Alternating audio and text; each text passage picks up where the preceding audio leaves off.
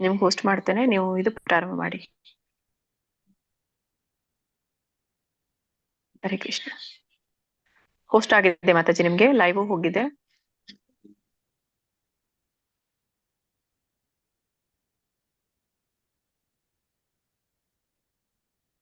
ಹರೇ ಕೃಷ್ಣ.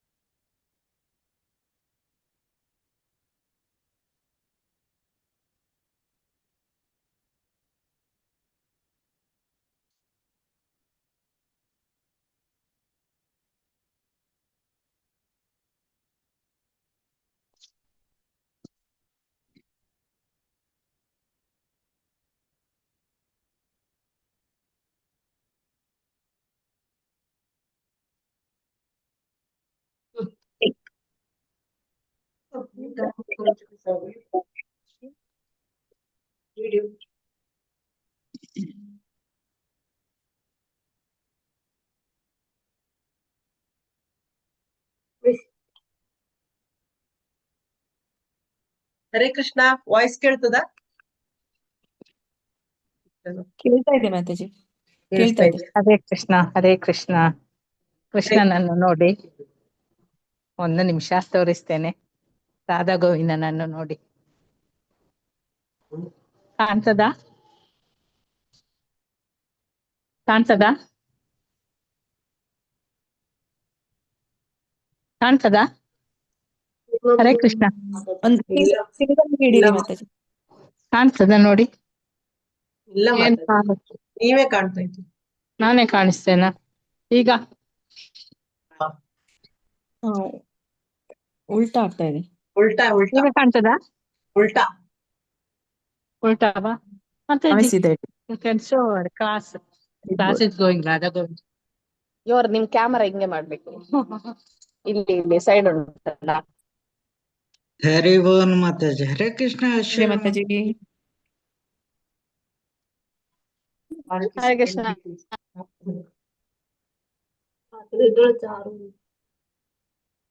ಹರಿ ಬೋಲ್. ಈಗ ಸ್ವಲ್ಪ ಖಂಡಿತ. ಹರೇ ಕೃಷ್ಣ.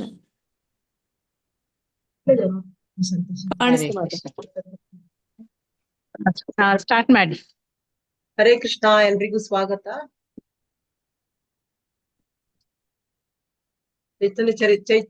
ಜಯ ಜಯ ಶ್ರೀ ಚೈತನ್ಯ ಜಯೋ ನಿತ್ಯಾನಂದ. ರಿಪೀಟ್ ಮಾಡಿ. ಜಯ ಜಯ ಜಯ ಶ್ರೀ ಚೈತನ್ಯ ಜಯ ದ್ವೈತ ಚಂದ್ರ ಜಯ ಗೌರ ಭಕ್ತ ವೃಂದ. ಜಯ ಜಯ ಜಯ ಶ್ರೀ ಚೈತನ್ಯ ಜಯ ನಿತ್ಯಾನಂದ. ಜಯ ಜಯ ಶ್ರೀ ಚೈತನ್ಯ ಜಯ ನಿತ್ಯಾನಂದ. ಜಯ ಜಯ ದ್ವೈತ ಚಂದ್ರ ಜಯ ಗೌರ ಭಕ್ತ ವೃಂದ. ಜಯ ಅದ್ವೈತ ಚಂದ್ರ ಜಯ ಭಕ್ತ ವೃಂದ. ಜಯ ಜಯ ಶ್ರೀ ಚೈತನ್ಯ ಜಯ ನಿತ್ಯಾನಂದ. ಜಯ ಜಯ ಶ್ರೀ ಚೈತನ್ಯ ಜಯ ನಿತ್ಯಾನಂದ. ಜಯ ದ್ವೈತ ಚಂದ್ರ ಜಯ ಗೌರ ಭಕ್ತ ವೃಂದ. ಜಯ ಅದ್ವೈತ ಚಂದ್ರ ಜಯ ಭಕ್ತ ವೃಂದ. ಯಾರು ಊಟ ಮಾಡ್ಲಿಲ್ವಂತ, ಎಲ್ಲ ಮೌನವಾಗಿ ಹೇಳ್ತಾ ಇದ್ದಾರೆ. ಹರೇ ಕೃಷ್ಣ. ಲೇಟ್ ಆಗ್ತದೆ, ಅರ್ಧ ಗಂಟೆ ಇರೋದು. ನಾವು ಸ್ಟಾರ್ಟ್ ಮಾಡುವ. ಪ್ರೇಯರ್ ಮಾಡು. ಶ್ರೀ ಶ್ರೀ ರಾಧಾ ಗೋವಿಂದ ದೇವಸ್ಥಾನ ಮಂಗಳೂರು ಇಸ್ಕಾನ್ ಇವರು ಆಯೋಜಿಸಿದಂತಹ ಚೈತನ್ಯ ಚರಿತಾಮೃತ ತರಗತಿಗೆ ಹಾಜರಾಗಿರುವಂತಹ ಎಲ್ಲ ಭಕ್ತ ವೃಂದದವರಿಗೆ ಸ್ವಾಗತ, ಸುಸ್ವಾಗತ. ನಮ್ಮ ಮಂಗಳೂರು ಇಸ್ಕಾನ್ನ ಅಧ್ಯಕ್ಷರಾದಂತಹ ನಾಮನಿಷ್ಠ ಪ್ರಭುಜಿ ಅವರು ಈ ಕಾರ್ಯಕ್ರಮವನ್ನು ನಮ್ಗೆ ಹಮ್ಮಿಕೊಟ್ಟಿದ್ದಾರೆ. ಅವರಿಗೆ ನಿಮ್ಮೆಲ್ಲರ ಪರವಾಗಿ ಪ್ರಣಾಮಗಳನ್ನು ಸಲ್ಲಿಸುತ್ತಾ ರಾಧಾ ಗೋವಿಂದರಿಗೆ ವಂದಿಸುತ್ತಾ ಚೈತನ್ಯ ಮಹಾಪ್ರಭುಗಳಿಗೆ ವಂದಿಸುತ್ತಾ ಶೀಲ ಪ್ರಭುಪಾದರಿಗೆ ವಂದಿಸುತ್ತಾ ಇವತ್ತಿನ ಈ ತರಗತಿಯನ್ನು ನಾವು ಪ್ರಾರಂಭ ಮಾಡೋಣ. ಮೊದಲಿಗೆ ಪ್ರಾರ್ಥನೆ ಮಾಡೋಣ. ಓಂ ನಮೋ ಭಗವತೆ ವಾಸುದೇವಾಯ. ಓಂ ನಮೋ ಭಗವತೆ ವಾಸುದೇವಾಯ. ಓಂ ನಮೋ ಭಗವತೆ ವಾಸುದೇವಾಯ. ಓಂ ಅಜ್ಞಾನತಿಮಿರಾಂಧಸ್ಯ ಜ್ಞಾನಾಂಜನಶಲಾಕಯ ಚಕ್ಷುರುನ್ಮಿಲಿತಂ येन ತಸ್ಮೈ ಶ್ರೀ ಗುರುವೇ ನಮಃ. ಶ್ರೀ ಚೈತನ್ಯ ಮನೋಭೀಷ್ಟಂ ಸ್ಥಾಪಿತಂ येन ಭೂತಲೆ ಸ್ವಯಂ ರೂಪಕದಾ ಮಹ್ಯಂ ದದಾತಿ ಸ್ವಪದಾಂತಿಕಂ.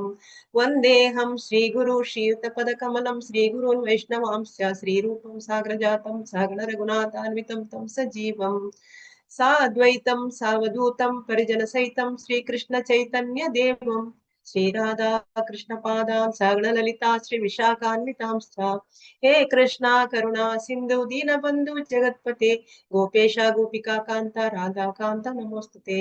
ತಪ್ತ ಕಾಂಚನ ಗೌರಾಂಗಿ ರಾಧೆ ಬೃಂದಾವನೇಶ್ವರಿ ವೃಷಭಾನುಸುತಿ ದೇವಿ ಪ್ರಣಮಾಮಿ ಹರಿಪ್ರಿಯೆ. ವಾಂಚಾಕಲ್ಪತರುಭ್ಯಶ್ಚ ಕೃಪಾ ಸಿಂಧುಭ್ಯೇವ ಚ ಪತಿತಾನಾಂ ಪಾವನೇಭ್ಯೋ ವೈಷ್ಣವೇಭ್ಯೋ ನಮೋ ನಮಃ. ನಮಃ ಓಂ ವಿಷ್ಣುಪಾದಾಯ ಕೃಷ್ಣ ಪ್ರೇಷ್ಠಾಯ ಭೂತಲೆ ಶ್ರೀಮತೆ ಭಕ್ತಿ ವೇದಾಂತ ಸ್ವಾಮಿನಿತಿ ನಾಮಿನೆ. ನಮಸ್ತೆ ಸಾರಸ್ವತಿ ದೇವೆ ಗೌರವಾಣಿ ಪ್ರಚಾರಿಣಿ ನಿರ್ವಿಶೇಷ ಶೂನ್ಯವಾದಿ ಪಾಶ್ಚಾತ್ಯ ದೇಶ ತಾರಿಣಿ. ಜೈ ಶ್ರೀ ಕೃಷ್ಣ ಚೈತನ್ಯ ಪ್ರಭು ನಿತ್ಯಾನಂದ ಶ್ರೀ ಅದ್ವೈತ ಗದಾಧರ ಶ್ರೀವಾಸಾದಿ ಗೌರ ಭಕ್ತ ವೃಂದ. ಹರೇ ಕೃಷ್ಣ ಕೃಷ್ಣ ಕೃಷ್ಣ ಹರೇ ಹರೇ ಹರೇ ರಾಮ ರಾಮ ರಾಮ ಹರೇ ಹರೇ. ಎಲ್ಲರಿಗೂ ಈ ಚೈತನ್ಯ ಚರಿತಾಮೃತ ತರಗತಿಗೆ ಸ್ವಾಗತ. ಇವತ್ತು ನಮ್ಗೆ ಅಧ್ಯಾಯ 14 ಮಧ್ಯ ಲೀಲಾ, ಅದರಿಂದ 113ರಿಂದ 243 ಶ್ಲೋಕಗಳ ತನಕ ಕೊಟ್ಟಿದ್ದಾರೆ.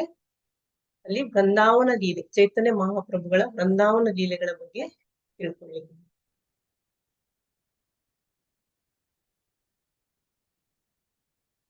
ಇಲ್ಲಿ ಮೊದಲಿಗೆ 113ನೇ ಶ್ಲೋಕ.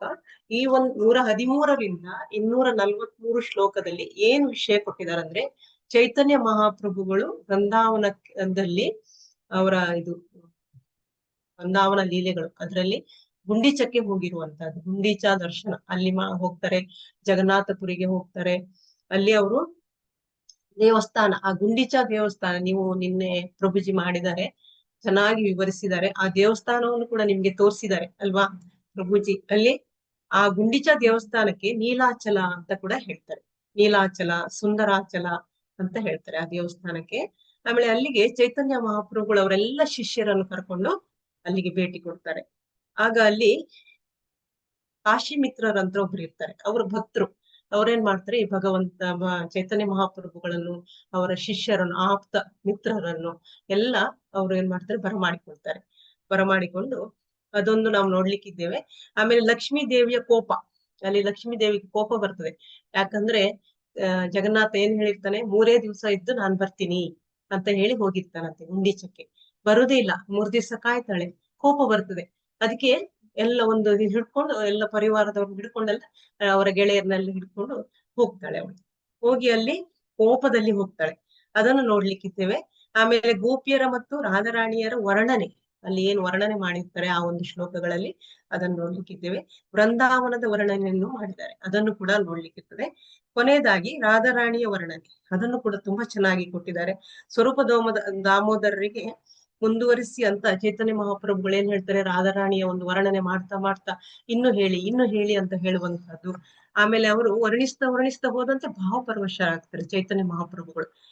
ಇವರು ಸ್ವರೂಪ ದಾಮೋದರ್ ಏನ್ ಮಾಡ್ತಾರೆ, ವರ್ಣಿಸ್ತಾ ಹೋಗ್ತಾರೆ ರಾಧಾರಾಣಿಯನ್ನು, ಅವಳ ಒಂದು ಲೀಲೆಯನ್ನು. ಆಗ ಇವರು ಭಾವಪರವಶರಾಗುವಂತಹದ್ದು.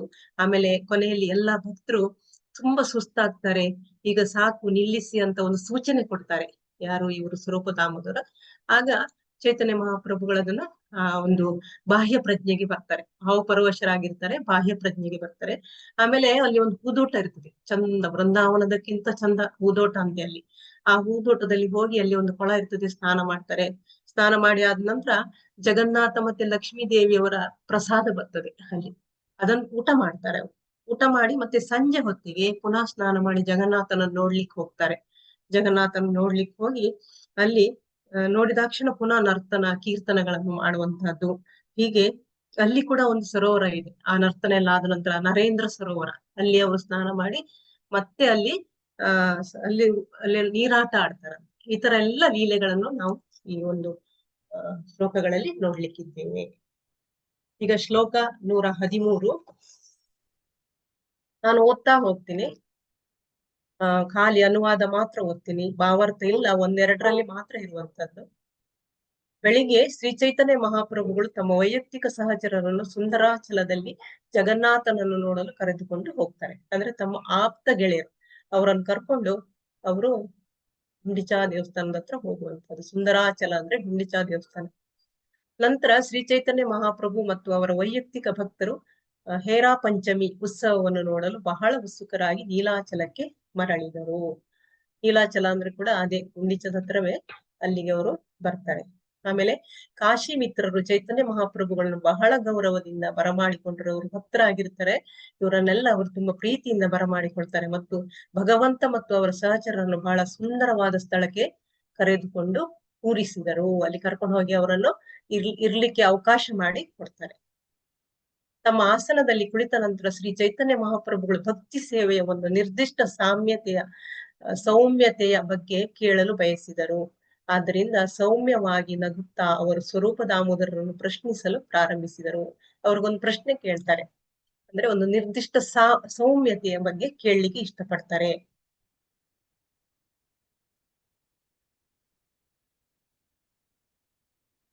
ಭಗವಾನ್ ಜಗನ್ನಾಥನು ದ್ವಾರಕದಲ್ಲಿ ತನ್ನ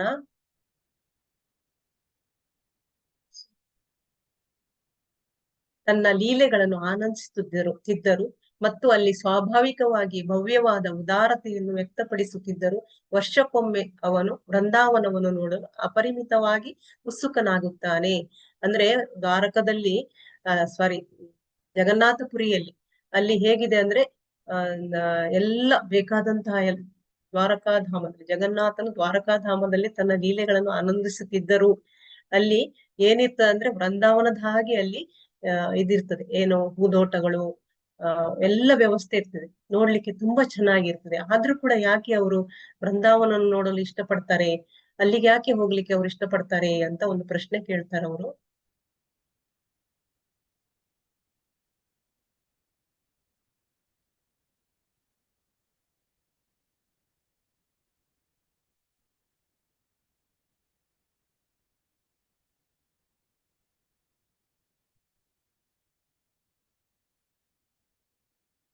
ಪಕ್ಕದ ಉದ್ಯಾನಗಳನ್ನು ತೋರಿಸುತ್ತಾ ಶ್ರೀ ಚೈತನ್ಯ ಮಹಾಪ್ರಭು ಹೇಳಿದರು, ಈ ಎಲ್ಲಾ ಉದ್ಯಾನಗಳು ನಿಖರವಾಗಿ ವೃಂದಾವನವನ್ನು ಹೋಲುತ್ತವೆ. ಆದ್ದರಿಂದ ಭಗವಾನ್ ಜಗನ್ನಾಥನು ಅವುಗಳನ್ನು ಮತ್ತೆ ನೋಡಲು ತುಂಬಾ ಉತ್ಸುಕನಾಗಿದ್ದಾನೆ.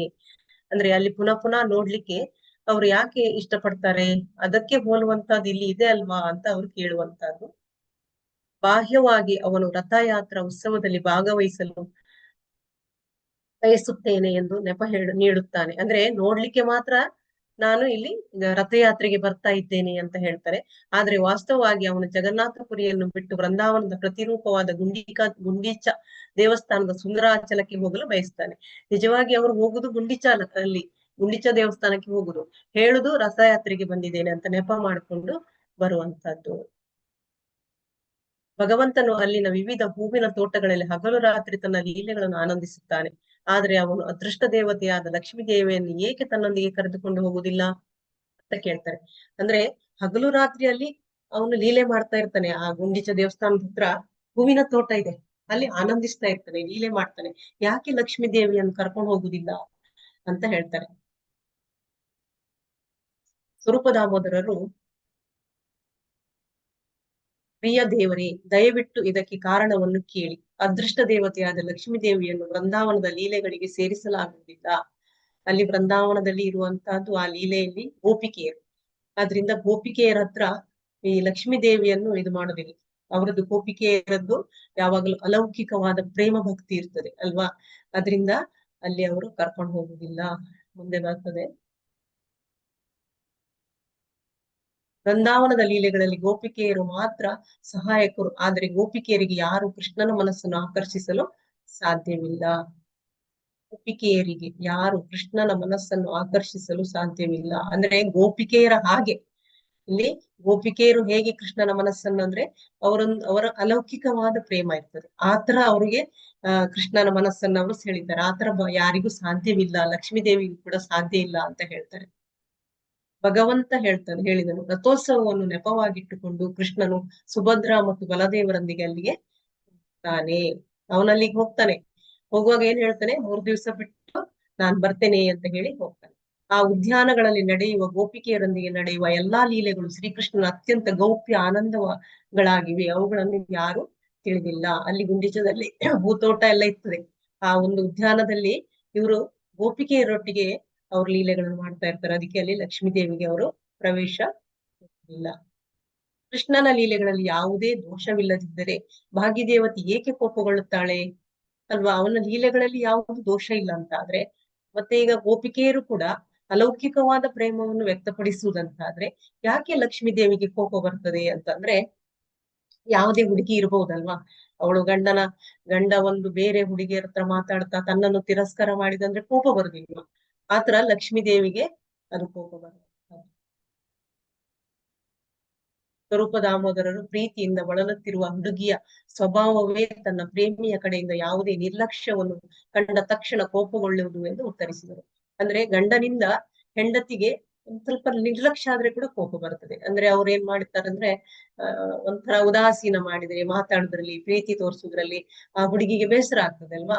ಆತರ ಇಲ್ಲಿ ತನ್ನನ್ನು ಬಿಟ್ಟು ಅಲ್ಲಿ ಹೋಗಿ ಅವ್ರು ಯಾಕೆ ಲೀಲೆ ಮಾಡ್ತಾ ಇದ್ದಾರೆ, ಲಕ್ಷ್ಮಿಗೆ ಯಾಕೆ ಕೋಪ ಬರ್ಬೇಕಂದ್ರೆ ಗೋಪಿಕೆಯರ ಜೊತೆ ಇರುವುದರಿಂದ, ಗೋಪಿಕೆಯರನ್ನು ಜಾಸ್ತಿ ಒಲವು ತೋರಿಸಿ ತನ್ನ ಕಡೆ ನೋಡದೇ ಇರುವುದರಿಂದ ಅಲ್ಲಿ ಅವನಿಗೆ ಸ್ವಲ್ಪ ಬರ್ತದೆ. ಸಾಮಾನ್ಯ ಎಲ್ಲ ಹುಡುಗಿಯರಿಗೂ ಇದು ಇರ್ತದೆ ಅಲ್ವಾ? ಸ್ವರೂಪ ದಾಮೋದರ ಮತ್ತು ಶ್ರೀ ಚೈತನ್ಯ ಮಹಾಪ್ರಭುಗಳು ಮಾತನಾಡುತ್ತಿರುವಾಗ ಭಾಗ್ಯದೇವತೆಯ ಮೆರವಣಿಗೆ ಬಂದಿತ್ತು. ಅಲ್ಲಿದೆ ಅವಳು ಬರ್ತಾಳೆ ಹೊರಟು. ಅವಳು 4 ಪುರುಷರು ಹೊತ್ತೊಯ್ದ ಮತ್ತು ವಿವಿಧ ಆಭರಣಗಳಿಂದ ಅಲಂಕರಿಸಲ್ಪಟ್ಟ ಚಿನ್ನದ ಪಲ್ಲಕ್ಕಿಯ ಮೇಲೆ ಸವಾರಿ ಮಾಡ್ತಿದ್ದಳು. ಅವಳ ಪಲ್ಲಕ್ಕಿಯನ್ನು 4 ಜನ ಪುರುಷರು ಹೊತ್ತಿದ್ರು. ಮತ್ತೆ ಅವಳ ಜೊತೆಯಲ್ಲಿ ಅವರ ಸಖಿಯರು ಇವರೆಲ್ಲ ಇರ್ತಾರೆ, ಭಕ್ತರು ಎಲ್ಲ ಇರ್ತಾರೆ. ಪಲ್ಲಕ್ಕಿಯ ಸುತ್ತಲೂ ಛತ್ರಿ, ಕ್ಯಾಮರ, ಪೂರಕ ಮತ್ತು ಧ್ವಜಗಳನ್ನು ಹೊತ್ತ ಜನರು ಇದ್ದರು. ಮತ್ತು ಅದರ ಮುಂದೆ ಸಂಗೀತಗಾರರು ಮತ್ತು ನೃತ್ಯಗಾರರು ಕೂಡ ಇದ್ರು. ವಿಜೃಂಭಣೆಯಿಂದ ಹೊರಟು ಬರ್ತಾಳೆ, ಕೋಪದಿಂದ ಬಂದಿರ್ತಾಳೆ. ದಾಸಿಯರು ನೀರಿನ ಹೂಜಿಗಳು, ಕ್ಯಾಮರಾ, ಪೊರಕೆಗಳು ಮತ್ತು ವೀಳ್ಯದೆಲೆ ಪೆಟ್ಟಿಗೆಗಳು ಹೊತ್ತೊಯ್ದರು. ಆಕರ್ಷಕವಾಗಿ ಉಡುಗೆ ತೊಟ್ಟಿದ ಮತ್ತು ಬೆಲೆ ಬಾಳುವ ಹಾರಗಳನ್ನು ಧರಿಸಿದ 100 ದಾಸಿಯರು ಅಲ್ಲಿದ್ದರು. ಅಂದ್ರೆ ಎಲ್ಲ ಶೃಂಗಾರ ಮಾಡ್ಕೊಂಡು ಬಂದಿರ್ತಾರೆ, ಸಿಟ್ಟಲ್ಲಿ ಬಂದಿರ್ತಾರೆ. ಕೋಪಗೊಂಡ ಮನಸ್ಥಿತಿಯಲ್ಲಿ ಅದೃಷ್ಟ ದೇವತೆಯು ತನ್ನ ಕುಟುಂಬದ ಅನೇಕ ಸದಸ್ಯರೊಂದಿಗೆ ದೇವಾಲಯದ ಮುಖ್ಯ ದ್ವಾರಕ್ಕೆ ಬಂದಳು. ಎಲ್ಲಿ ದೇವಾಲಯ, ಗುಂಡೀಚ ದೇವಸ್ಥಾನದ ದ್ವಾರಕ್ಕೆ ಬರ್ತಾಳೆ. ಅವರೆಲ್ಲರೂ ಅಸಾಮಾನ್ಯ ಐಶ್ವರ್ಯವನ್ನು ಪ್ರದರ್ಶಿಸಿದರು. ಸಾಮಾನ್ಯ ಅಲ್ಲ, ಅಸಾಮಾನ್ಯ ಐಶ್ವರ್ಯವನ್ನು ಪ್ರದರ್ಶಿಸಿದ ಅಂದ್ರೆ ಎಲ್ಲ ಚಿನ್ನ ಆಭರಣಗಳು ಎಲ್ಲ ಹಾಕೊಂಡು ಬಂದಿದ್ರು ಎಲ್ಲರೂ ಕೂಡ.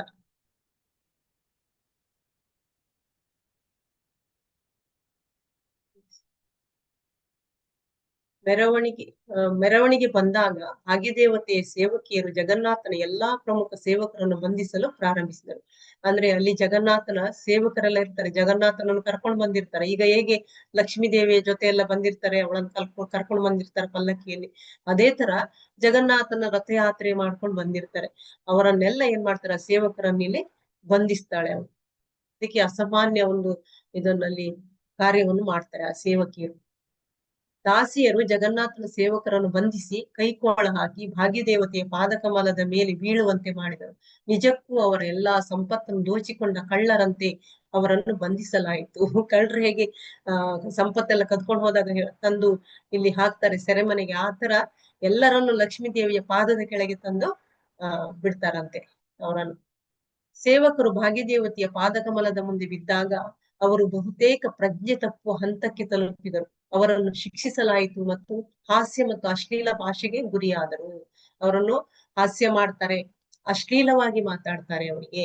ಮತ್ತೆ ಅವರೆಲ್ಲ ಏನಾಗ್ತಾರೆ ಅಂತ ಹೇಳಿದ್ರೆ ಒಂಥರ ಪ್ರಜ್ಞೆ ತಪ್ಪಿದಾಗೆ ಆಗ್ತದಂತೆ ಅವರಿಗೆ, ಹೆಚ್ಚಿನವರಿಗೆ. ಏನಪ್ಪಾ ಇದು, ಏನ್ ಮಾಡ್ತಾ ಇದ್ದಾರೆ ಲಕ್ಷ್ಮೀ ದೇವಿ ಅಂತ. ಶ್ರೀ ಚೈತನ್ಯ ಮಹಾಪ್ರಭುಗಳ ಸಹಚರರು ಭಾಗ್ಯದೇವತೆಯ ದಾಸಿಯರು ಪ್ರದರ್ಶಿಸಿದ ಅಹಂಕಾರವನ್ನು ನೋಡಿ ತಮ್ಮ ಮುಖಗಳನ್ನು ಕೈಗಳಿಂದ ಮುಚ್ಚಿಕೊಂಡು ನಗಲು ಪ್ರಾರಂಭಿಸಿದರು. ಇದೇನ್ ಮಾಡ್ತಾ ಇದ್ದಾರೆ ಇವರು, ಈ ತರ ಯಾಕೆ ಮಾಡ್ತಾ ಇದ್ದಾರೆ ಲಕ್ಷ್ಮೀ ದೇವಿ ಅಂತ ಹೇಳ್ಕೊಂಡು ಅವರಿಗೆ ಒಂಥರ ಹಾಸ್ಯ ತರ ಅನಿಸ್ತದೆ. ಒಬ್ಬ ಮಹಿಳೆ ನಿರ್ಲಕ್ಷ್ಯಕ್ಕೊಳಗಾಗಿ ನಿರಾಶೆಗೊಂಡಾಗ ಅಹಂಕಾರದ ಹೆಮ್ಮೆಯಿಂದ ಅವಳು ತನ್ನ ಆಭರಣಗಳನ್ನು ತ್ಯಜಿಸಿ ನೆಲದ ಮೇಲೆ ಕುಳಿತು ತನ್ನ ಉಗುರುಗಳಿಂದ ಅದರ ಮೇಲೆ ಗೆರೆಗಳನ್ನು ಗುರುತಿಸುತ್ತಾಳೆ. ಒಬ್ಬಳು ಹೆಣ್ಮಗಳು ಏನ್ ಮಾಡ್ತಾಳೆ, ಅವಳಿಗೆ ನಿರ್ಲಕ್ಷ್ಯ ಮಾಡಿದ್ರೆ ಅವಳ ಗಂಡ, ಅವಳು ಏನ್ ಮಾಡ್ತಾಳಂತೆ, ಒಂಥರ ಅಹಂಕಾರ ಹೆಮ್ಮೆಯಿಂದ ಆಭರಣಗಳನ್ನೆಲ್ಲ ನನಗೆ ಬೇಡ ಅಂತ ತೆಗೆದು ಬಿಸಾಡ್ತಾಳಂತೆ, ನೆಲದ ಮೇಲೆ ಕುಳಿತುಕೊಳ್ತಾಳಂತೆ, ಮತ್ತೆ ಕಾಲಿನಿಂದ ಮಣ್ಣನ್ನು ಕೆರಿತಾಳಂತೆ ಉಗುರಿನಿಂದ. ಈ ತರ ಎಲ್ಲ ಮಾಡ್ತಾರೆ ಹೆಣ್ಮಕ್ಳು ಅಂತ ಹೇಳ್ತಾ ಇದ್ದಾರೆ. ಕೃಷ್ಣನ ಅತ್ಯಂತ ಹೆಮ್ಮೆಯ ರಾಣಿ ಸತ್ಯಭಾಮೆಯಲ್ಲಿ ಕೂಡ ಈ ಲಕ್ಷಣ ಇದೆ, ಅವಳು ಕೂಡ ಹಾಗೆ ಮಾಡ್ತಾರೆ. ವೃಂದಾವನದ ಗೋಪಿಕೆಯರು ಕೂಡ ಮಾಡ್ತಾರೆ. ಇಲ್ಲಿ ಏನ್ ಹೇಳ್ತಾರೆ, ಅವ್ರು ಮಾಡೋದನ್ನು ನಾನು ಕೇಳಿದ್ದೇನೆ. ಅಲೌಕಿಕ ಮಧುರ ಜಲಾಶಯಗಳಾದ ವೃಂದಾವನದ ಗೋಪಿಕೆಯರಲ್ಲಿಯೂ ನಾನು ಅದನ್ನು ಕೇಳಿದ್ದೇನೆ. ಅಂದ್ರೆ ಅಲೌಕಿಕ ಮಧುರ ಇದ್ದವರು ಕೂಡ ಜಲಾಶಯ ಅಂತ ಹೇಳಿದಾರೆ ನೋಡಿ. ಅಲೌಕಿಕ ಮಧುರ ಅನ್ನುವಂಥದ್ದು ಒಂದು ಜಲಾಶಯದಷ್ಟಿದೆ ಯಾರಲ್ಲಿ, ಗೋಪಿಕೆಯರಲ್ಲಿ. ಅಂತವರು ಕೂಡ ಈ ತರ ಪ್ರದರ್ಶನವನ್ನು ಮಾಡ್ತಾರೆ, ನೆಲದ ಮೇಲೆ ಕಾಲು ಕೆರೆಯುವಂತಹದ್ದು, ಕೋಪ ಮಾಡುವಂತದ್ದು ಮಾಡ್ತಾರೆ. ಆದರೆ ಅದೃಷ್ಟ ದೇವತೆಯ ವಿಷಯದಲ್ಲಿ ನಾನು ಬೇರೆದೇ ರೀತಿಯ ಹೆಮ್ಮೆಯನ್ನು ಕಾಣುತ್ತೇನೆ. ಅವಳು ತನ್ನದೇ ಆದ ಐಶ್ವರ್ಯವನ್ನು ಪ್ರದರ್ಶಿಸುತ್ತಾಳೆ. ಅಂದ್ರೆ ಒಂಥರ ಜಂಬದಿಂದ ಬರ್ತಾಳೆ, ಜಂಬ ಪಟ್ಟುಕೊಂಡು ಎಲ್ಲ ಹೆಮ್ಮೆ, ತಾನೇ ದೊಡ್ಡ ಐಶ್ವರ್ಯ ದೇವತೆ ಹಾಗೆ ಬರ್ತಾಳೆ. ಮತ್ತು ತನ್ನ ಸೈನಿಕರೊಂದಿಗೆ ತನ್ನ ಗಂಡನ ಮೇಲೆ ದಾಳಿ ಮಾಡಲು ಹೋಗುತ್ತಾಳೆ. ಶ್ರೀ ಚೈತನ್ಯ ಮಹಾಪ್ರಭು ಹೇಳಿದರು, ವೃಂದಾವನದಲ್ಲಿ ಪ್ರಕಟವಾಗುವ ಅಹಂಕಾರದ ಹೆಮ್ಮೆಯ ವಿಧಗಳನ್ನು ದಯವಿಟ್ಟು ನನಗೆ ತಿಳಿಸಿ.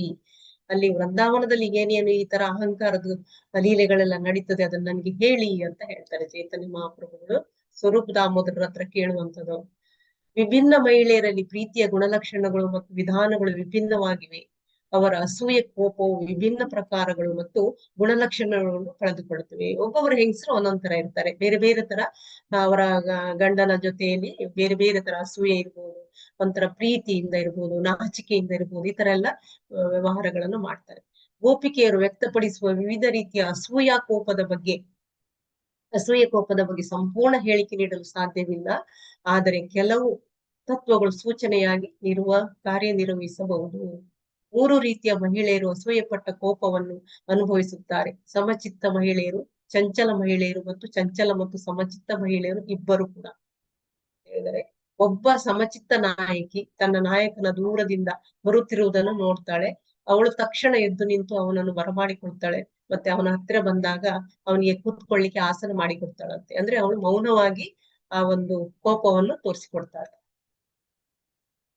ಸಮಾಧಾನದ ನಾಯಕಿ ತನ್ನ ನಡವಳಿಕೆಯಲ್ಲಿ ತುಂಬಾ ಸರಳಳು. ಅವಳು ತನ್ನ ಅಸೂಯೆಯ ಕೋಪವನ್ನು ತನ್ನ ಹೃದಯದಲ್ಲಿಯೇ ಇಟ್ಟುಕೊಳ್ತಾಳೆ. ಆದ್ರೆ ಸೌಮ್ಯವಾದ ಮಾತುಗಳು ಮತ್ತು ನಗುಗಳಿಂದ ಅವಳು ತನ್ನ ಪ್ರೇಮಿಯ ಪ್ರಲೋಭನೆಗಳನ್ನು ತಿರಸ್ಕರಿಸುತ್ತಾಳೆ. ಅದ್ರ ಕೋಪವನ್ನು ಅವಳು ಇದು ಮಾಡುದಿಲ್ಲ, ಅಷ್ಟೊಂದು ಗಮನಕ್ಕೆ ತಗೊಳ್ಕೊಳ್ಳೋದಿಲ್ಲ, ತನ್ನ ಮನಸ್ಸಲ್ಲೇ ಇಟ್ಕೊಳ್ತಾಳೆ. ಆದಾಗ್ಯೂ ಚಂಚಲ ನಾಯಕಿ ಕೆಲವೊಮ್ಮೆ ತನ್ನ ಪ್ರೇಮಿಯನ್ನು ಕ್ರೂರ ಮಾತುಗಳಿಂದ ಶಿಕ್ಷಿಸುತ್ತಾಳೆ. ಚಂಚಲ ಮನಸ್ಸಿನ ಸ್ತ್ರೀ ಇದ್ರೆ ಅವಳು ಕ್ರೂರ ಮಾತುಗಳಿಂದ ಶಿಕ್ಷೆ ಕೊಡ್ತಾಳಂತೆ ಗಂಡನಿಗೆ. ಕೆಲವೊಮ್ಮೆ ಅವನ ಕಿವಿಯನ್ನು ಎಳೆಯುತ್ತಾಳೆ ಮತ್ತು ಕೆಲವೊಮ್ಮೆ ಹೂವಿನ ಹಾರದಿಂದ ಬಂಧಿಸುತ್ತಾಳೆ. ಮಧ್ಯಮ ಮತ್ತು ಅಶಾಂತಿಯ ಸಮ್ಮಿಲನವಾದ ನಾಯಕಿ ಯಾವಾಗಲೂ ಅಸ್ಪಷ್ಟ ಪದಗಳಿಂದ ಹಾಸ್ಯ ಮಾಡ್ತಾಳೆ. ಅವಳು ಕೆಲವೊಮ್ಮೆ ತನ್ನ ಪ್ರೇಮೆಯನ್ನು ಹೊಗಳುತ್ತಾಳೆ, ಕೆಲವೊಮ್ಮೆ ಅವನನ್ನು ದೂಷಿಸುತ್ತಾಳೆ ಮತ್ತು ಕೆಲವೊಮ್ಮೆ ಅಸಡ್ಡೆ ಮಾಡುತ್ತಾಳೆ. ಬೇರೆ ಬೇರೆ ತರದ ಹೆಂಗಸರಿದ್ದಾರೆ. ನಾಯಕಿಯರನ್ನು ಮೋಹಕ, ಮಧ್ಯಮ ಮತ್ತು ನಿರ್ಲಜ್ಜ ಎಂದು ವರ್ಗೀಕರಿಸಬಹುದು. ಮೋಹಕ ನಾಯಕಿಗೆ ಅಸೂಯೆಪಟ್ಟ ಕೋಪದ ಕುತಂತ್ರದ ಜಟಿಲತೆಗಳ ಬಗ್ಗೆ ಹೆಚ್ಚು ತಿಳಿದಿಲ್ಲ. ಇದೆಲ್ಲ ಯಾಕೆ ಹೇಳ್ತಾರಂದ್ರೆ, ಲಕ್ಷ್ಮೀದೇವಿ ಕೋಪ ಮಾಡಿದಾಳೆ, ಅದಕ್ಕೆ ಅಲ್ಲಿ ವೃಂದಾವನದಲ್ಲಿ ಯಾವ್ಯಾವ ತರ ಕೋಪ ಎಲ್ಲ ನಡೀತಾ ಇದೆ ಅದ್ರ ಬಗ್ಗೆ ಹೇಳಿ ಅಂತ ಹೇಳಿದಕ್ಕೆ ಹೇಳ್ತಾ ಇದ್ದಾರೆ. ಆಕರ್ಷಿತಳಾದ ನಾಯಕಿ ತನ್ನ ಮುಖವನ್ನು ಮುಚ್ಚಿಕೊಂಡು ಅಳುತ್ತಲೇ ಇರುತ್ತಾಳೆ. ತನ್ನ ಪ್ರೇಮಿಯಿಂದ ಸಿಹಿ ಮಾತುಗಳನ್ನು ಕೇಳಿದಾಗ ಅವಳು ತುಂಬಾ ತೃಪ್ತಳಾಗುತ್ತಾಳೆ. ಮಧ್ಯಂತರ ಮತ್ತು ನಿರ್ಲಜ್ಜ ನಾಯಕಿಯನ್ನು ಸಮಚಿತ್ತ ಚಂಚಲ ಮತ್ತು ಸಮಚಿತ್ತ ಮತ್ತು ಚಂಚಲ ಎರಡೂ ಎಂದು ವರ್ಗೀಕರಿಸಬಹುದು. ಅವರ ಎಲ್ಲಾ ಗುಣಲಕ್ಷಣಗಳನ್ನು 3 ವಿಭಾಗಗಳಾಗಿ ವಿಂಗಡಿಸಬಹುದು. ಈ ನಾಯಕಿಯರಲ್ಲಿ ಕೆಲವರು ತುಂಬಾ ಮಾತನಾಡುವವರು, ಕೆಲವರು ಸೌಮ್ಯರು, ಕೆಲವರು ಸಮಚಿತ್ತರು. ಪ್ರತಿಯೊಬ್ಬ ನಾಯಕಿಯು ತನ್ನ ಸ್ವಂತ ಪಾತ್ರಕ್ಕೆ ಅನುಗುಣವಾಗಿ ಶ್ರೀಕೃಷ್ಣನ ಪ್ರೀತಿಯ ಆನಂದವನ್ನು ಹೆಚ್ಚಿಸುತ್ತಾಳೆ. ಇದೆಲ್ಲ ಗೋಪಿಕೆಯರಲ್ಲಿ ಇರುವಂತದ್ದು. ವೃಂದಾವನ ಲೀಲೆಯಲ್ಲಿ ಯಾವ ತರ ಇರ್ತಾರೆ, ಅವರ ಕೋಪ ಯಾವ ತರ ಇರ್ತದೆ ಅನ್ನೋದನ್ನು ಹೇಳಿದ್ದಾರೆ. ಕೆಲವು ಗೋಪಿಕೆಯರು ಆಚಾಳಿಗಳಾಗಿದ್ದರು, ಕೆಲವರು ಸೌಮ್ಯರಾಗಿದ್ದರು, ಕೆಲವರು ಸಮಚಿತ್ತರಾಗಿದ್ದರು. ಅವರೆಲ್ಲರೂ ಅಲೌಕಿಕ ಮತ್ತು ದೋಷರಹಿತರು. ಅಂದ್ರೆ ಎಲ್ಲ ಚಾಳಿಗಳವರಲ್ಲಿ ಇರ್ತದೆ, ಕೋಪ ಮಾಡುವಂತಹದ್ದು, ನಾಚಿಕೆ ಮಾಡುವಂತಹದ್ದು, ಸೌಮ್ಯವಾಗಿರುವಂತಹದ್ದು. ಆದ್ರೆ ಅದೆಲ್ಲ ಅಲೌಕಿಕವಾದದ್ದು ಅಂತ ಹೇಳ್ತಾರೆ. ಅದು ವಾಸ್ತವ ಅಲ್ಲ ಅಂತ ಹೇಳ್ತಾರೆ. ಅವರು ತಮ್ಮ ವಿಶಿಷ್ಟ ಗುಣಲಕ್ಷಣಗಳಿಂದ ಕೃಷ್ಣನನ್ನು ಮೆಚ್ಚಿಸುತ್ತಾರೆ. ಯಾಕಂದ್ರೆ ಗೋಪಿಕೆಯರು ಕೃಷ್ಣನ ಹಾಗೆ ಅವರು ಅಲೌಕಿಕವಾದ ಶರೀರ, ಅವ್ರದ್ದು ಕೂಡ ಆಧ್ಯಾತ್ಮಿಕ ಶರೀರವಾಗಿರ್ತದೆ, ನಮ್ಮ ಹಾಗೆ ಭೌತಿಕ ಶರೀರ ಅಲ್ಲ ಅಂತ ಹೇಳಿದ್ದಾರೆ. ಈ ವಿವರಣೆಗಳನ್ನು ಕೇಳಿ ಶ್ರೀ ಚೈತನ್ಯ ಮಹಾಪ್ರಭು ಅಪರಿಮಿತ ಸಂತೋಷವನ್ನು ಅನುಭವಿಸಿದರು ಮತ್ತು ಅವರು ಮತ್ತೆ ಮತ್ತೆ ಸ್ವರೂಪ ದಾಮೋದರರನ್ನು ಮಾತನಾಡುವುದನ್ನು ಮುಂದುವರಿಸಲು ಕೇಳಿಕೊಂಡರು. ಅಂದ್ರೆ ಬೃಂದಾವನದ ಲೀಲೆಗಳನ್ನು ಕೇಳಲಿಕ್ಕೆ ಅವರಿಗೆ ತುಂಬಾ ಆತುರರಾಗಿ ಇರ್ತಾರೆ. ದಾಮೋದರ ಗೋಸ್ವಾಮಿ ಹೇಳಿದರು, ಕೃಷ್ಣನು ಎಲ್ಲಾ ಅಲೌಕಿಕ ಮಧುರಗಳ ಒಡೆಯ ಮತ್ತು ಎಲ್ಲಾ ಲೌಕಿಕ ಮಧುರಗಳ ರುಚಿಕಾರ ಮತ್ತು ಅವನ ದೇಹವು ಅಲೌಕಿಕ ಆನಂದದಿಂದ ಇದೆ. ಭಗವಂತನ ಶರೀರ, ಅವನ ಎಲ್ಲ ಕಾರ್ಯಗಳು ಕೂಡ ಅಲೌಕಿಕವಾದದ್ದು. ಕೃಷ್ಣನು ಪರಮಾನಂದ ಪ್ರೇಮದಿಂದ ತುಂಬಿದ್ದಾನೆ ಮತ್ತು ಯಾವಾಗಲೂ ತನ್ನ ಭಕ್ತರ ಪ್ರೇಮಕ್ಕೆ ಅಧೀನನಾಗಿರುತ್ತಾನೆ. ಗೋಪಿಕೆಯರು ಶುದ್ಧ ಪ್ರೇಮ ಮತ್ತು ಅಲೌಕಿಕ ಮಧುರ ವ್ಯವಹಾರಗಳಲ್ಲಿ ಬಹಳ ಅನುಭವಿಗಳಾಗಿದ್ದಾರೆ. ಗೋಪಿಕೆಯರ ಪ್ರೀತಿಯಲ್ಲಿ ಯಾವುದೇ ದೋಷ ಅಥವಾ ಕಲಬೆರಕೆ ಇಲ್ಲ. ಆದ್ದರಿಂದ ಅವನು ಕೃಷ್ಣನಿಗೆ ಅತ್ಯುನ್ನತ ಆನಂದವನ್ನು ನೀಡುತ್ತಾರೆ. ಗೋಪಿಕೆಯರಲ್ಲಿ ಯಾವುದು ಅವರ ಒಂದು ಸ್ವಂತ ಸ್ವಾರ್ಥ ಭಾವನೆ ಇಲ್ಲ. ಅವ್ರು ಯಾವಾಗ್ಲೂ ಏನಿದ್ರು ಕೃಷ್ಣನಿಗೋಸ್ಕರವೇ ಅವರು ಕೃಷ್ಣನ ಒಂದು ಇಂದ್ರಿಯ ತೃಪ್ತಿಗೋಸ್ಕರ ಮಾಡ್ತಾ ಇರ್ತಾರೆ. ಅದಕ್ಕೆ ಕಲಬೆರಕೆ ಇಲ್ಲ ಅಂತ ಹೇಳಿ.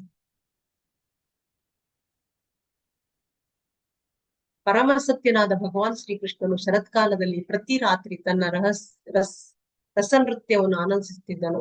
ಅವನು ಈ ನೃತ್ಯವನ್ನು ಚಂದ್ರನ ಬೆಳಕಿನಲ್ಲಿ ಮತ್ತು ಸಂಪೂರ್ಣ ಅಲೌಕಿಕ ಮಧುರ ರಾಗಗಳೊಂದಿಗೆ ಪ್ರದರ್ಶಿಸುತ್ತಿದ್ದನು. ಪರಮ ಸತ್ಯನಾದ ಭಗವಾನ್ ಕೃಷ್ಣನು ಶರತ್ಕಾಲದಲ್ಲಿ ಪ್ರತಿ ರಾತ್ರಿ ತನ್ನ ರಾಸ ನೃತ್ಯ ಆಗ್ಬೇಕು ನೃತ್ಯವನ್ನು ಆನಂದಿಸುತ್ತಿದ್ದನು. ಈ ನೃತ್ಯವನ್ನು ಚಂದ್ರನ ಬೆಳಕಿನಲ್ಲಿ ಮಾಡ್ತಾ ಇದ್ದಂತೆ ಸಂಪೂರ್ಣ ಅಲೌಕಿಕ ಮಧುರ ರಾಗಗಳೊಂದಿಗೆ ಪ್ರದರ್ಶಿಸುತ್ತಿದ್ದನು. ಅಂದ್ರೆ ಇಲ್ಲಿಯ ಈ ಭೌತಿಕವಾದ ರಾಗ ಅಲ್ಲ, ಅಲೌಕಿಕವಾದ ರಾಗ ಅಂತ ಹೇಳ್ತಾರೆ. ಅವನು ಕಾವ್ಯಾತ್ಮಕ ಪದಗಳನ್ನು ಬಳಸಿದನು ಮತ್ತು ಅವನಿಂದ ಹೆಚ್ಚು ಆಕರ್ಷಿತರಾದ ಮಹಿಳೆಯರಿಂದ ಸುತ್ತುವರಿದನು. ಅವನಿಗೆ ಆಕರ್ಷಿತರು ಯಾರು? ಗೋಪಿಕೆಯರು. ಗೋಪಿಕೆಯರನ್ನು ಎಡರಕ್ಕೆ ಮತ್ತು ಬಲಕ್ಕೆ ಎಂದು ವಿಂಗಡಿಸಬಹುದು.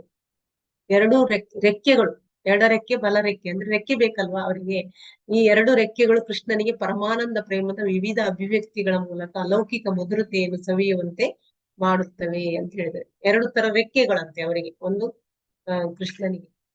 ಎಲ್ಲಾ ಗೋಪಿಕೆಯರಲ್ಲಿ ಶ್ರೀಮತಿ ರಾಧಾರಾಣಿ ಮುಖ್ಯ. ಅವಳು ಪರಮಾನಂದ ಪ್ರೀತಿಯ ರತ್ನದ ಗಣಿ ಮತ್ತು ಎಲ್ಲಾ ಶುದ್ಧೀಕರಿಸಿದ ಅತೀಂದ್ರಿಯ ದಾಂಪತ್ಯ ಮಧುರತೆಯ ಮೂಲ ರಾಧಾರಾಣಿಯಾಗಿದ್ದಾಳೆ. ರಾಧಾರಾಣಿ ಬೆಳೆದಿದ್ದಾಳೆ ಮತ್ತು ಆಕೆಯ ಪಾತ್ರವು ಸಮಚಿತ್ತದಿಂದ ಕೂಡಿದೆ.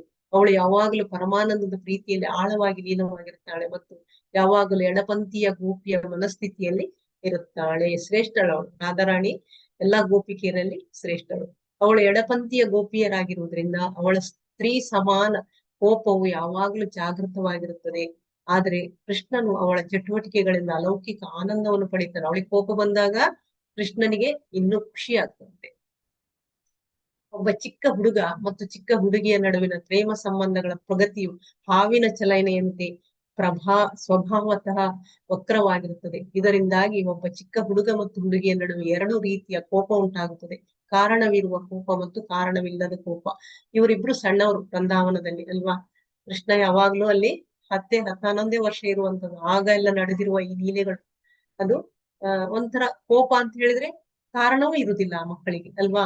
ಸುಮ್ಮನೆ ಕೋಪ ಇರ್ತದೆ. ಕಾರಣವಿಲ್ಲದ ಕೋಪ, ಕಾರಣವಿರುವ ಕೋಪ ಇದೆಲ್ಲ ಹೇಳ್ತಾರೆ.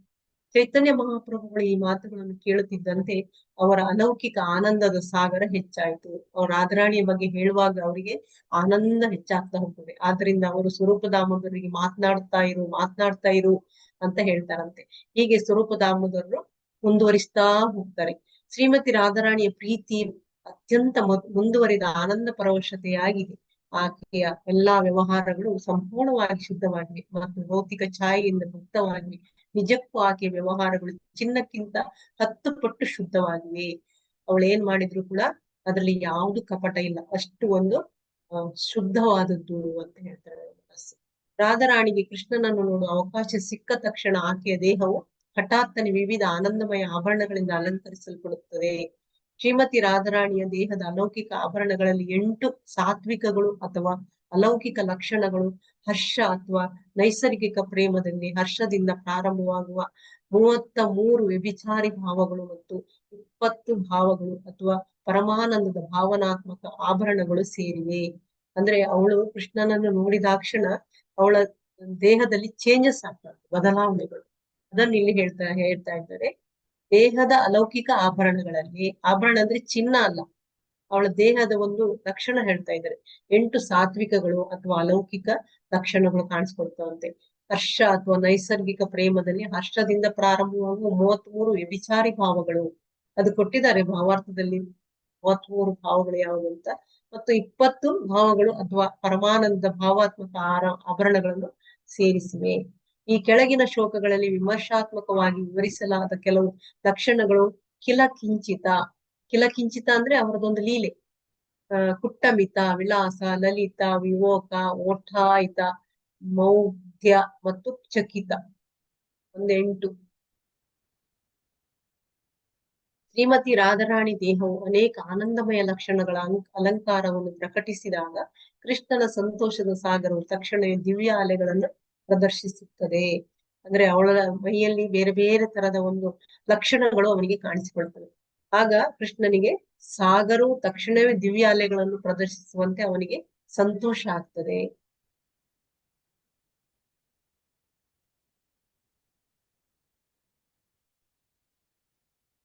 ಈಗ ಕಿಲಕಿಂಚಿತದಿಂದ ಪ್ರಾರಂಭವಾಗುವ ವಿವಿಧ ಆನಂದಗಳ ವಿವರಣೆಯನ್ನು ಕೇಳಿ. ಈ ಆನಂದಮಯ ಆಭರಣಗಳಿಂದ ಶ್ರೀಮತಿ ರಾಧಾರಾಣಿ ಕೃಷ್ಣನ ಮನಸ್ಸನ್ನು ಮೋಡಿ ಮಾಡುತ್ತಾಳೆ. ಕಿಲಕಿಂಚನ ಅಂತ ಹೇಳಿದ್ರೆ ಅದು ಎಂತ ಗೊತ್ತುಂಟ, ಅಲ್ಲಿ ಭೂದೋಟ ಇದೆ. ಆ ಭೂದೋಟದಲ್ಲಿ ಅವಳು ಯಮುನೆಯನ್ನು ದಾಟ್ಲಿಕ್ಕೆ ಹೋಗ್ತಾಳಂತೆ. ಆ ಯಮುನೆಯನ್ನು ದಾಟಿ ಆಚೆಗೆ ಹೋಗ್ಲಿಕ್ಕೆ ನೋಡುವಾಗ ಅವನು ಅಡ್ಡ ಕಟ್ಟುವಂತದ್ದು, ಅಡ್ಡ ಕಟ್ಟಿ ಅವಳಿಗೆ ತೊಂದರೆ ಕೊಡ್ತಾನೆ, ಸೆರಗೆಳೆಯುವಂತದ್ದು, ಮುಟ್ಲಿಕ್ಕೆ ಹೋಗುವಂತದ್ದು. ಅದು ಅವಳಿಗೆ ಕೋಪ ಬರ್ತದೆ. ಅದೇ ಕಿಲಕಿಂಚನ ಲೀಲೆ ಅಂತ ಹೇಳ್ತಾರೆ. ಅದಕ್ಕೆ ಹೇಳುವಂತದ್ದು ಕಿಲಕಿಂಚನ ಅಂತ ಹೇಳ್ತಾರೆ.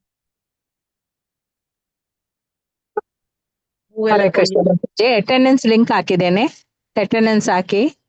ಹೂ ಕೊಯ್ಲಿಕ್ಕೆ ಹೋಗುವಾಗ ಅದು ಹೂವಿನ ತೋಟದ ಒಡೆಯ ನಾನು ಅಂತೆಲ್ಲ ತಮಾಷೆ ಮಾಡ್ತಾಳಂತೆ ಅವಳಿಗೆ.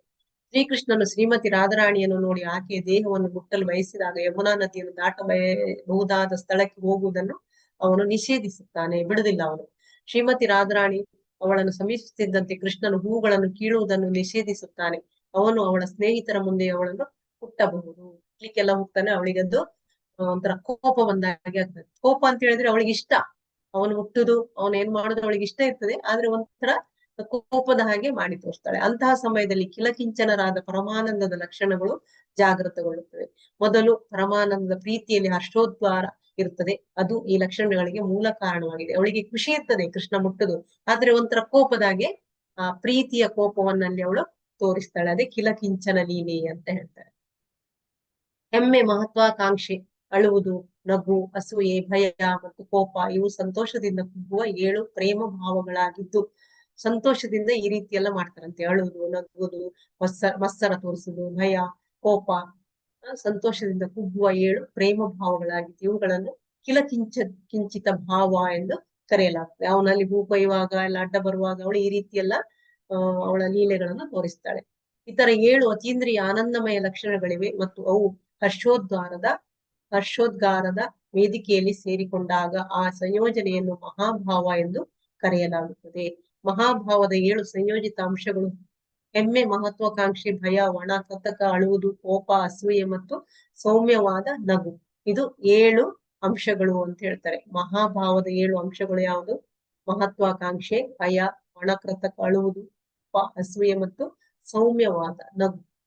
ಅತೀಂದ್ರಿಯ ಹರ್ಷೋದ್ಗಾರದ ವೇದಿಕೆಯಲ್ಲಿ ಪರಮಾನಂದ ಪ್ರೇಮದ 8 ಲಕ್ಷಣಗಳಿವೆ ಮತ್ತು ಅವುಗಳನ್ನು ಒಟ್ಟುಗೂಡಿಸಿ ಕೃಷ್ಣನು ಸವಿದಾಗ ಭಗವಂತನ ಮನಸ್ಸು ಸಂಪೂರ್ಣವಾಗಿ ತೃಪ್ತಿಗೊಳ್ಳುತ್ತದೆ. ಅಂದ್ರೆ ಅವಳಿಗೆ ಕೋಪ ಬಂದಾಗ ಈ ಎಲ್ಲ ಲಕ್ಷಣಗಳನ್ನು ಕಂಡಾಗ ಕೃಷ್ಣನಿಗೆ ತುಂಬಾ ಖುಷಿ ಆಗ್ತದೆ.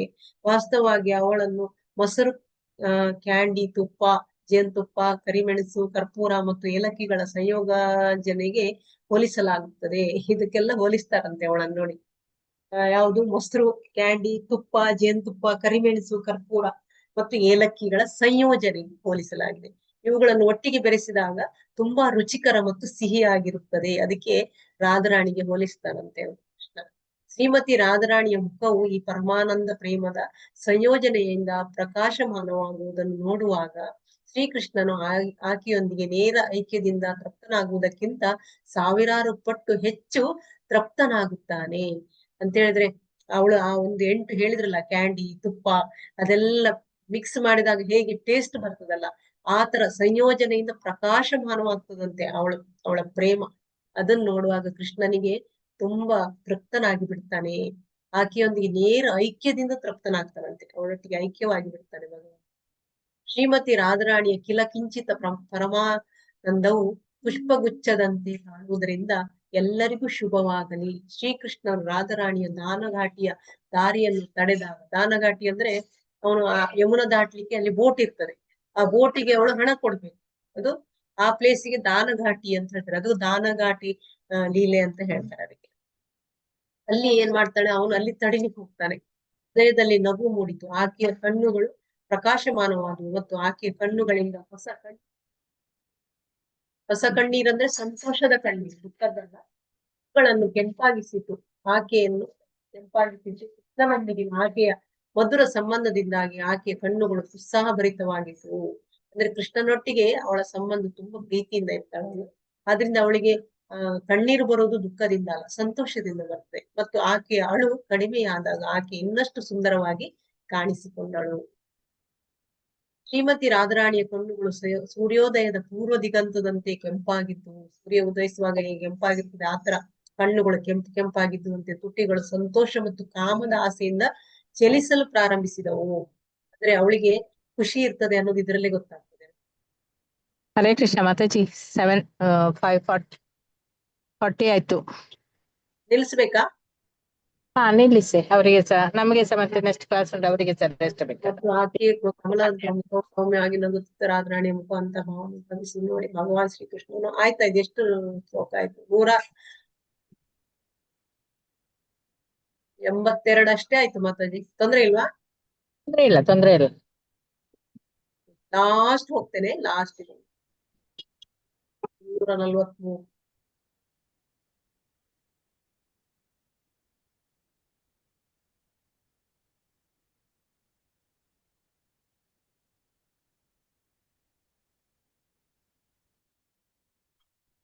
ಅಟೆಂಡೆನ್ಸ್ ಹಾಕಿ, ಅಟೆಂಡೆನ್ಸ್ ಲಿಂಕ್ ಹಾಕಿದ್ದೇನೆ. ತುಂಬಾ ಚೆನ್ನಾಗಿತ್ತು ಕೊನೆಗೆ. ಟೈಮ್ ಇಲ್ಲ.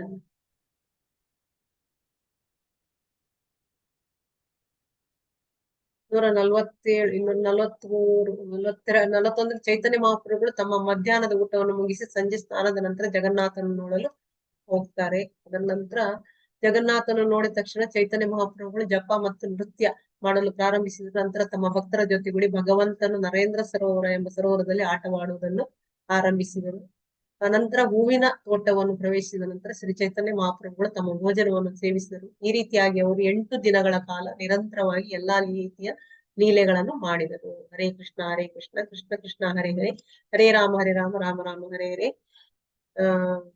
ಪಾಂಚಕಲ್ಪತರುಭ್ಯಶ್ಚ ಕೃಪಾ ಸಿಂಧುಭ್ಯೋ ಚ ಪತಿತಾನಾಂ ಪಾವನೇಭ್ಯೋ ವೈಷ್ಣವೇಭ್ಯೋ ನಮೋ ನಮಃ. ಅನಂತ ಕೋಟಿ ವೈಷ್ಣವ ವೃಂದ ಕಿ ಜೈ. ಇಲ್ಲಿಂದರೆದ್ರು ಎಲ್ಲ ಭಕ್ತ ವೃಂದದವರಿಗೆ ಜೈ. ರಾಧಾ ಗೋವಿಂದ ಕಿ ಜೈ. ಶ್ರೀಲ ಪ್ರಭುಪಾದ್ ಕಿ ಜೈ. ಹರೇ ಕೃಷ್ಣ. ಎಲ್ರಿಗೂ ಧನ್ಯವಾದಗಳು. ಹರೇ ಕೃಷ್ಣ ಮಾತಾಜಿ, ಧನ್ಯವಾದಗಳು. ಎಲ್ಲ ಲೆಫ್ಟ್ ಆಗಿದ್ದಾರೆ, ಎಂಡ್ ಮಾಡ್ತೇನೆ. ಚಂದ ಇತ್ತು, ಕೊನೆಯ ಲೀಲೆ ಚೆನ್ನಾಗಿತ್ತು, ಅದು ಆಗ್ಲಿಲ್ಲ.